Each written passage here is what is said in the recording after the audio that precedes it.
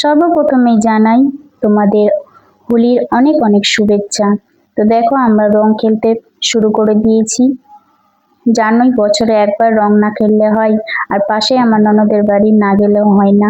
তাই আমি ননদের বাড়িতে এই রং দিতে চলে এসেছি।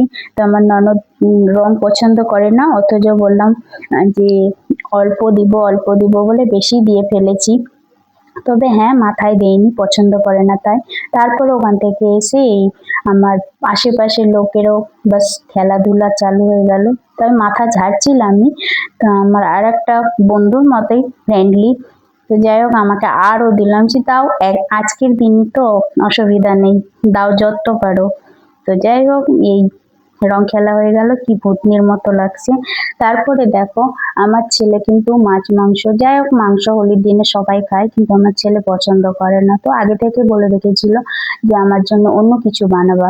তো অন্য কিছু যাই হোক, আর আমার হ্যাঁ নিমন্ত্রণ ছিল আমার ননদের বাড়িতে, ওরও। তো ও খাসির মাংস খায় না বলে বললো আমি যাব না খেতে, তো প্লিজ আমার জন্য অন্য কিছু বানিয়ে দিও। তো আমি কিছু একটা বানালাম, বলতে এটা একটা চিলা পরোটা টাইপের।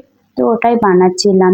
তো দেখতে পাচ্ছ স্নান করে ওর খাবার রেডি করছিলাম, কারণ আমার পুজো অলরেডি সকালেই করে নিয়েছিলাম। তাই পুজোর ঝামেলাটা নেই, ফটাফট ওকে খেতে দিয়ে দিলাম। এই আমার চিলা। তবে হ্যাঁ আলু দিয়ে যাই হোক বানাচ্ছি। আর এই দেখো ভূমিধর খাচ্ছে, সবাই মাংস ভাত খায় হোলির দিনে, আর আমার ছেলে পরোটা খাচ্ছে আর টিভি দেখে। তারপর আমি ওকে খাইয়ে দাইয়ে চলে যাচ্ছি আমার ননদের বাড়ি, কারণ খেতে তো হবে। আমার খুব জোর খিদেও পেয়েছে।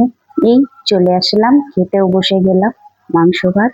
তো খেয়ে দিয়ে একটু বসে বসে গল্প, এখানে টাটা, লাভ ইউ অল।